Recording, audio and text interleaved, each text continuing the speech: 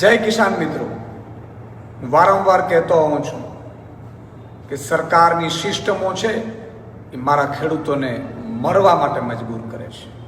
આજે ફરીથી એક દુઃખ સમાચાર આવ્યા કે ભાણવડ તાલુકાના જામપર ગામના કરશનભાઈ આહિર કે જેમણે પાક નિષ્ફળ જવાના બીકે, આમ તો નિષ્ફળ ગયું જ, અને એમણે પોતાના પત્નીના સોનાના ઘરેણા મૂકીને લોન લીધી હતી, અને લોનવાળાના ફોન ઉપર ફોન આવતા એને કંઈ જવાબ ન મળ્યો. એને ક્યાંથી ચૂકવીશ એને રસ્તો ન મળતા આખરે જીવન ટૂંકાવ્યું છે. હું ઈશ્વર પરમાત્માને પ્રાર્થના કરું છું કે હે પરમાત્મા એમના આત્માને શાંતિ અર્પે. અને બીજી વાત એ છે કે આ એક કરશનભાઈ આહિરની વાત નથી, હજારો લાખો એવા ખેડૂતો છે મારા કે જ્યાં ઉપર આપ ને નીચે ધરતી છે, ચારે બાજુથી પીડાય છે, છેલ્લે મોતનો રસ્તો પસંદ કરવો પડે છે. સરકારે ઉદ્યોગપતિના 16 લાખ કરોડ માફ કર્યા, કોઈ સર્વે ન કર્યું, કોઈ ઉદ્યોગપતિ આંદોલન ન કર્યું, કોઈ ઉદ્યોગપતિ ગરીબ નથી કે ન એને નાણાંની ખોટ પડી. પણ મારા ખેડૂતોના દેવા માફ કરવાની વાત આવે, મારા ખેડૂતોને કંઈક આપવાની વાત આવે, મારા ખેડૂતોને સહાય આપવાની વાત આવે, ત્યારે આ સરકારી સિસ્ટમ ભાજપની તમે જુઓ, ચારે દરવાજા બધા બંધ થઈ જાય.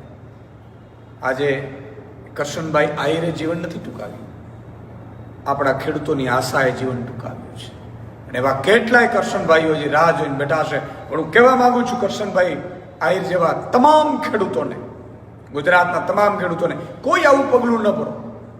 જ્યાં જરૂર પડે અમારા જેવાનો સંપર્ક કરો, અમારી ટીમનો સંપર્ક કરો. ગમે તેવી મુશ્કેલી હશે આપણે રસ્તો કાઢીશું.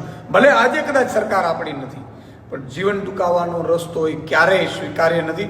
હું બધાને કહું છું કે હિંમત રાખો. 2 વર્ષ છે, આ 2 વર્ષની અંદર આપણે ભાજપીય કડદા પાર્ટીને કાઢીને તમારી સરકાર લાવવાનું નક્કી કર્યું છે, નેમ કર્યું છે. અને આપણે એક થઈએ, આપણે એકતા દેખાડીએ.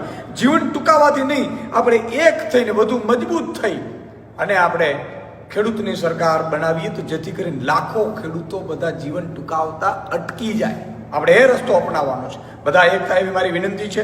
અને હું તમામને કહું છું કે જ્યાં જ્યાં જરૂર પડે, આમ આદમી પાર્ટીની ટીમ છે, અમારી ટીમ છે, સંપર્ક કરજો. ક્યારેય આવું પગલું ન ભરતા. બાકી તમારા પહેલા અમે મરવા પસંદ કરીશું એટલું વિશ્વાસ રાખજો. અમે સૌને વિનંતી કરીએ છીએ કે કોઈ નબળું પગલું ન ભરે. અને હું પણ આશા રાખું છું તમામ ખેડૂતો પાસે, 54 લાખ ખેડૂતોને એના પરિવાર પાસે, કે કોઈ નબળી વાત કરે તો સંપર્ક કરજો, પણ હિંમત ન હારતા. જય જવાન, જય કિસાન.